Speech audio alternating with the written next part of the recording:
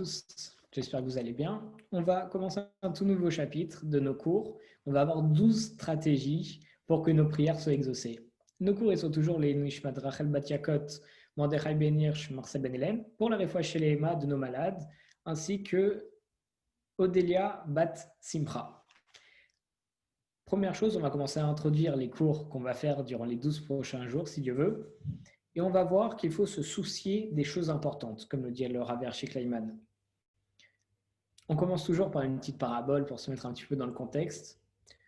On dit qu'on est en pleine matinée, la matinée elle s'est volatilisée, le quart de ramassage scolaire il a raté par sa fille, il a été raté par sa fille et le trajet prévu pour l'amener à l'école a aussi été raté. Donc on est là, c'est un père qui voit, il est en pleine matinée, le quart pour venir chercher sa fille pour emmener à l'école, il passe, il rate sa fille. Il a une longue conversation téléphonique avec un enfant qui vit à l'étranger et qui demandait un conseil médical. Ensuite, il a fait un autre trajet jusqu'à l'école pour pouvoir emmener son enfant et un enfant qui semble avoir attrapé une maladie. Et cette personne, elle regarde sa montre après ça avec un grand regret. Elle dit, il est trop tard. C'est trop tard pour faire la prière de Shacharit, la prière du matin, qui est la chose la plus importante de la journée et elle n'a pas été accomplie. Donc c'est une personne très occupée. Elle va à droite, à gauche, un appel téléphonique, va amener ta fille qui a raté le quart, va appeler un enfant qui est malade et tout. Et avec tout ça, elle a raté Shacharit, qui est la chose la plus importante de la journée qui va pouvoir illuminer toute sa journée. Alors on se pose une question, et une question qui est fondamentale.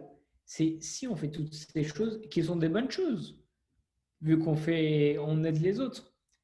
Mais qu'est-ce qui se passerait si on ne faisait que ces bonnes choses et qu'on ne faisait plus nos prières, notre filote? Est-ce que le monde il pourrait continuer de tourner si on ne faisait plus nos prières? En réalité, si on ne faisait plus nos prières et qu'on s'adonnait toujours aux autres, qui plaiderait en faveur de notre mari, de notre femme ou de nos enfants pour qu'ils restent sains et saufs, pour que leur effort de la journée ils aient un petit peu de succès, qu'ils gardent leurs yeux et leur cœur tournés vers le ciel, qu'ils aillent toujours bien? Comment est-ce qu'une personne elle peut délaisser sa prière dans la prière dans laquelle elle peut prier pour sa voisine qui est gravement malade et qui attend un grand remède? Qu'en est-il des parents âgés pour qui elle prie aussi dans sa prière? Qu'est-ce qu'il en est de sa paracha? Le fait de devoir délaisser la prière de Shacharit, où on prie pour toutes ces choses, tout ça pour aller à droite à gauche, pour courir dans tous les sens avec des rendez-vous. Le moment de réciter la prière de Shacharit, il s'est volatilisé pour cette personne parce qu'elle s'est adonnée à d'autres choses. Et ça, c'était une grande perte. Mais plus que tout, la personne s'est désolée d'avoir laissé passer l'opportunité de commencer une journée enveloppée dans la présence d'Akadosh Baruch Hu. Parce que même si elle a fait des bonnes choses, elle a raté l'opportunité de prier pour tout ce dont elle avait envie et elle a raté la possibilité d'avoir une journée illuminée par la présence de Dieu en priant Shacharit. La prière, comme cette personne la ressentait intensément vu qu'elle se sentait très mal de l'avoir ratée, c'est une opportunité irremplaçable de pouvoir accomplir des tas de choses. Parce que lorsqu'on prie pour nos besoins, une personne, elle raffermit sa relation personnelle avec Akadosh Baruch Hu. Et c'est ça qui lui permet de s'élever progressivement. Parce que c'est lorsqu'on va parler à l'autre de nos besoins, et là l'autre c'est qui? C'est Akadosh Baruch Hu, qu'on va se rapprocher de lui. Exemple très simple. Quelles sont les personnes où, en temps normal, on est les plus proches?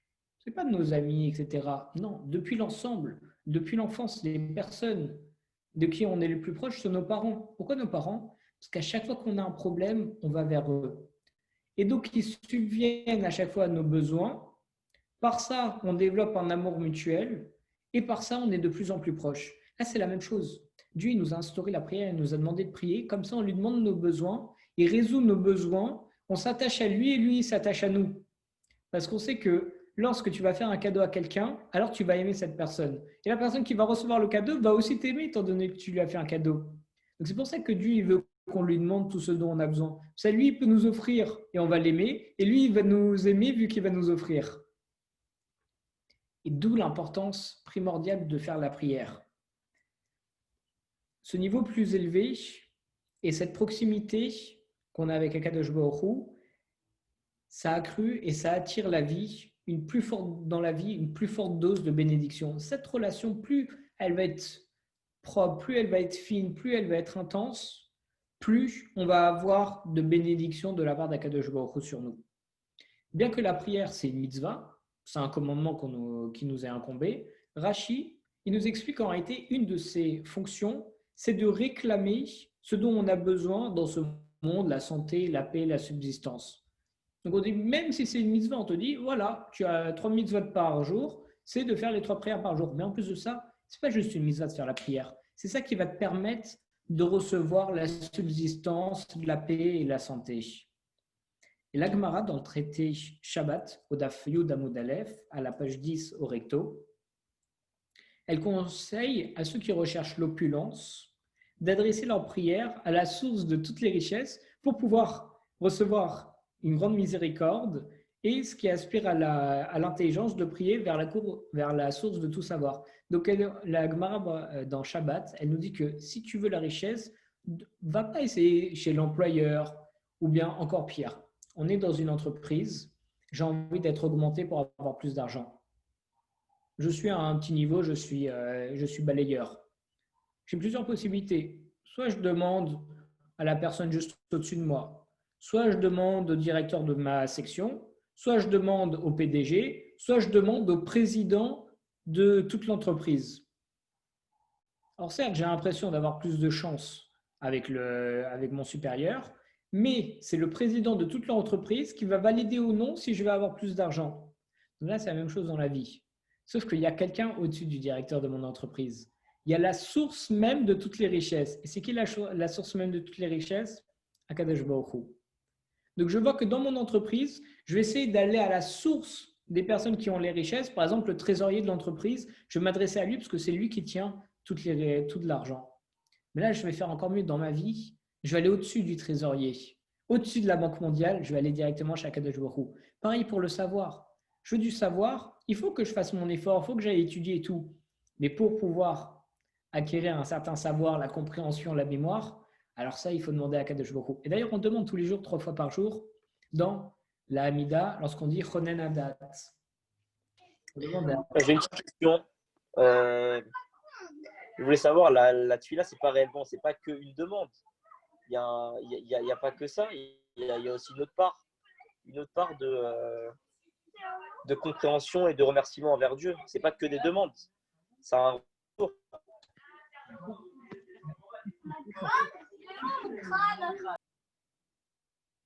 Tif. Aïe. Bon, c'est pas grave. On est toujours en record, mais je te réponds. Oui, alors dans la prière, tu vas avoir toute une partie de remerciement. D'ailleurs, on sait que la prière, elle est de format pyramidal. Tu vas augmenter en niveau, puis rabaisser. Et tu vas faire des psaumes. Les Teilim, avec les Alléluia, c'est pour remercier Dieu, pour le glorifier. Parce que tu ne peux pas arriver directement à la demande. Le but, en fait, de la prière, c'est de te rapprocher de Dieu. Et pour te rapprocher de quelqu'un, tu ne peux pas faire que lui demander des choses. C'est pas juste en demandant des choses à quelqu'un que tu vas te rapprocher de lui. Le mec, il va te dire, bon, écoute, tu vois, on a tous un ami comme ça. Bon, écoute, à chaque fois que tu viens pour me demander de l'argent, ni tu me demandes comment je vais, ni rien, et tu me demandes à chaque fois de l'argent. Ça me saoule. Notre relation, elle me saoule. Excuse-moi les termes, mais... Et donc, c'est pour ça que Dieu, on va faire des louanges, on va le remercier pour tout ce qu'on a, etc. Et avec ça, on va plus se rapprocher de lui. Alors, bien entendu, on ne fait pas ça juste pour lui faire des demandes. On fait ça pour se rapprocher de lui. Parce que lorsque tu as un ami, tu veux te rapprocher de lui, alors tu dis des compliments, tu dis ce que tu penses de lui, tu parles avec lui, etc.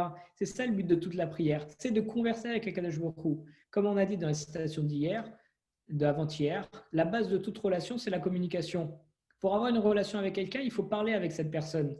C'est pour ça qu'on a tout ça dans la prière. On retrouve tous les éléments qu'on devrait avoir dans une relation avec quelqu'un. Le fait de le complimenter, le fait de le remercier, le fait de pouvoir lui demander des choses, le fait de lui raconter sa vie aussi, et d'essayer de mieux le connaître par ça. On est OK sur ça? Magnifique. Et donc c'est pareil pour la chorma, pour l'intelligence. On demande aussi à la source de toutes les intelligences, Akadosh Baruch Hu. Parce qu'on peut aller voir les plus grands professeurs pour apprendre les meilleurs cours.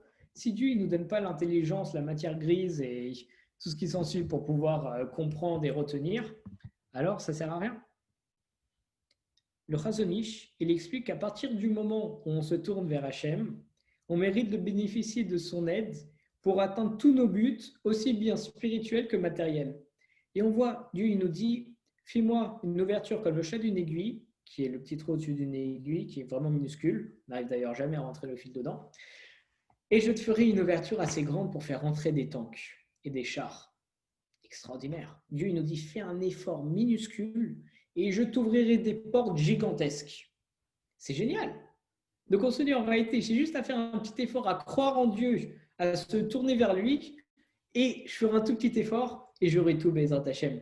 Et d'ailleurs, l'exemple qu'on reprend souvent, c'est l'exemple du briquet. Le briquet, c'est quoi? En appuyant juste sur le bouton, on a du gaz qui sort. En réalité, le gaz, il est là, mais ça ne produit rien. Et pour avoir une flamme, il faut faire un petit effort en baissant le mécanisme pour créer une étincelle. Et c'est cette étincelle qui va donner la flamme. On voit, on est passé d'une petite étincelle qui dure même pas une fraction de seconde à une flamme qui va perdurer. Tout ça pourquoi? Parce qu'on a eu le gaz au début, il est toujours là. Et avec l'étincelle qu'on a fait et qu'on a produite avec le petit effort, ça donne une véritable flamme. Là, c'est la même chose. Dieu, il nous allume toujours le gaz. Le gaz, il est là, c'est la bénédiction. Mais pour la recevoir, il faut que tu fasses le petit effort, il faut que tu fasses la petite étincelle pour pouvoir allumer le gaz et que ça reste perpétuellement. Et quand ça s'éteint, c'est pas grave, refais une étincelle.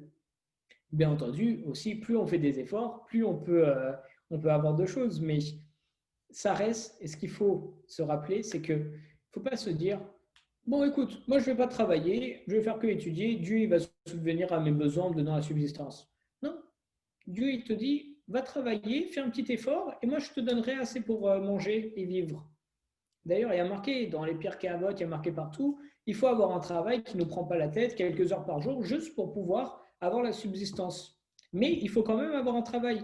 Pas se dire, ah, moi je vais que m'adonner à l'étude de la Torah, etc. Non, regarde, même les Havot, c'était des bergers. C'était un travail simple, qui ne leur prenait pas la tête, ce qui est très important, il y a marqué ça dans les pierres Kéavot. Et avec ça, ils peuvent continuer d'étudier la Torah, même parfois pendant le travail. Et voilà, mais au moins ils ont un travail, ils ont une subsistance. Et ils ont fait ce petit effort et c'est comme ça qu'ils peuvent bien vivre. Pas se dire, ah, tout va me tomber sur la tête. Non. Il n'y a que très peu de mots qui peuvent décrire la joie humaine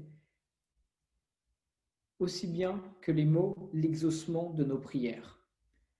Parce que lorsqu'on se tourne vers le ciel avec un désir plus ardent que de voir de ses propres yeux la manifestation de la réponse pleine d'amour d'Hachem, c'est une des situations les plus stimulantes qu'il y a. Parce que, certes, on a plein de situations qui peuvent nous rendre joyeux, mais voir que lorsqu'on demande quelque chose de très important à Dieu et qu'il nous le donne, c'est une joie incommensurable. Parce que déjà, on reçoit la chose, mais en plus, on se rend compte que Dieu il nous écoute, qu'on a une source infinie qui peut nous donner des choses. C'est très simple. Vous serez plus content si c'est votre parent qui vous offre un cadeau ou bien si c'est le président de la République qui un jour vous offre un cadeau. Vous serez beaucoup plus touché par le président de la République. Pourquoi? Parce qu'il a beaucoup plus de moyens, en principe, et que c'est une grande source, c'est quelqu'un de très mérouba, de très honorable. Alors imaginez, vous pouvez faire quelque chose, obtenir un emploi ou quelque chose, une demande par quelqu'un. Si c'est Akadosh Baruch Hu qui vous le donne en lui ayant demandé, là vous dites, wow, Akadosh Baruch Hu, il s'est soucié de moi et il m'a donné ce que je lui ai demandé. Bien entendu qu'il s'est soucié de toi, tu es son fils. On est des rois, fils de rois, vu qu'on est les fils d'Akadosh Baruch Hu. Mais on est ses fils. Donc c'est normal pour lui en réalité de nous offrir des cadeaux. Il attend que ça, il attend que qu'on lui demande de nous offrir des cadeaux. D'ailleurs, combien de fois, moi je m'en souviens dans mon enfance, chaque fois mes parents ils venaient me voir pour mon anniversaire, ils me disaient, Raphaël, qu'est-ce que tu veux pour ton anniversaire? Donc leur but et leur kiff, c'est en réalité de m'offrir quelque chose. Ils me demandent ce dont j'ai besoin pour pouvoir me l'offrir. C'est pareil avec Dieu. Il attend juste qu'on lui demande ce qu'on veut pour pouvoir nous offrir et nous le donner. Et ça, c'est la plus grande joie que pourrait avoir un père, c'est de rendre heureux ses enfants.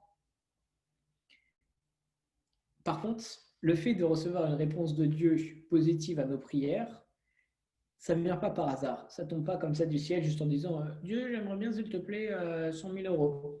Et ça vient. Non, ça ne vient pas comme ça. Parce qu'il existe des facteurs connus qui nous permettent d'aider à la prière et aider une personne à s'élever pour pouvoir atteindre le ciel et être répondu. On va donner toute une liste de stratégies qui vont détailler ces concepts en profondeur et qui vont donner des conseils pratiques pour parvenir au mieux à ce que nos prières elles soient exaucées, entières et sans avoir perdu leur puissance dans le trône céleste. Et ces techniques, elles ne sont pas du tout incompatibles. Ça veut dire qu'on peut utiliser plusieurs en même temps. Et on va d'ailleurs en utiliser le maximum, autant que nécessaire, pour que nos prières elles soient Bédrat Hashem exaucées. Et c'est aussi important de garder à l'esprit qu'on ne peut pas recevoir tout le temps tout ce qu'on veut, tout ce qu'on demande. Mais en revanche, comme on l'a dit dans le précédent tome, dans nos précédents cours, il y avait marqué, on avait lu un chapitre, il fait tout un chapitre sur les prières non exaucées. Et en réalité, Hachem, il chérit chaque prière et sincère, il y répond avec bonté, mais si il ne nous donne pas ce qu'on veut, c'est soit parce que ce n'est pas bon pour nous, soit parce qu'il vaut mieux attendre pour plus tard, mais de toute façon, il garde nos prières, il les accumule et il les utilise au meilleur escient que possible. On va citer toutes les stratégies que Bédrat Hashem, on va voir durant les prochains cours. Première stratégie, on va voir comment intensifier sa kavana, être plus concentré pour pouvoir mieux comprendre ce qu'Akadosh Baruch Hu attend de nous. Ensuite, seconde stratégie pour le deuxième cours, on va voir comment diriger correctement nos prières. Parce que c'est très simple. J'ai un pistolet à eau, j'ai envie de toucher une personne. Mais si je vise n'importe où, jamais je vais la toucher, cette personne. Donc là, on va voir comment diriger, comment bien viser pour que nos prières elles soient exaucées. Ensuite, on va voir la force et la puissance des prières faites en versant des larmes. Puis on va voir la puissance et le pouvoir de la émouna et du bitachon, de la foi et d'avoir confiance en Akadosh Baruch Hu. Ensuite, on va voir qu'il faut avoir confiance en nos prières, au résultat qu'on puisse avoir. Puis on va voir qu'il faut faire de nos prières une supplication et il faut s'éveiller à l'humilité. Il faut toujours avoir la spiritualité à l'esprit et jamais oublier, aussi bien quand on fait la prière que dans la vie de tous les jours. Il faut exploiter des lieux de prédilection pour pouvoir faire la prière comme la synagogue, le kotel, des lieux qu'on appelle des makom ratson, sont des endroits où notre prière elle s'élève beaucoup plus haut. On va voir qu'il faut utiliser un langage soigné, faire attention aux mots qu'on utilise pour que ce soit le mieux recevable possible, comme quand on va se présenter devant une grande personne, lorsqu'on va faire un discours, on va le préparer en avance avec les meilleurs mots possibles. Il faut être attentif à ses actes, il ne faut pas voler et pas porter d'habits contenant du chatnez, c'est un mélange interdit de lin et de laine. Donc on va voir que ces deux interdits, ils sont très importants par rapport à faire entendre sa prière. On va voir la puissance de la prière d'un tzaddik. On dit, ouais, mais pourquoi est-ce qu'il va nous apprendre ça? Moi, en tout cas, je ne suis pas un tzaddik. Donc, qu'est-ce que ça ne m'intéresse pas ce cours? Non. Parce qu'on va voir la prière et la puissance de prier, par exemple, sur le tombeau d'un tzaddik, le jour de sa Iloula, de son anniversaire de décès, pour qu'il puisse prier pour nous. Donc, en voyant la prière du tzaddik, on va lui demander de prier en notre faveur. Et c'est d'ailleurs le cours qui sera juste après, le 12e cours, qui va être prier sur la tombe d'un tzaddik, qui est aussi un makom ratson, un endroit où nos prières sont très élevées. Puis on verra le pouvoir du et ratson. Le et ratson, c'est un moment de faveur. On a vu le makom ratson, c'est des endroits où notre prière monte. Le et ratson, c'est des moments aussi où nos prières y montent. Comme par exemple, il y a des ségoulottes, le 9e jour du 9e mois à la 9e heure. Mais il y a aussi le jour de Rosh Hashanah et Yom Kippour. Ce sont des jours particuliers dans l'année où nos prières elles montent très haut. Pendant Shabbat, on a une âme supplémentaire et nos prières elles montent très haut aussi. Et enfin, le dernier chapitre et le dernier cours qu'on verra, ça sera le pouvoir de la prière en faveur des autres. On verra que prier pour les autres, ça nous amène énormément de bonnes choses. Et celui qui prie pour quelqu'un d'autre alors qu'il a le même besoin, alors dans ce cas-là, il sera même exaucé en premier. Hâte de commencer ces cours avec vous. Chazak Obaor tout le monde.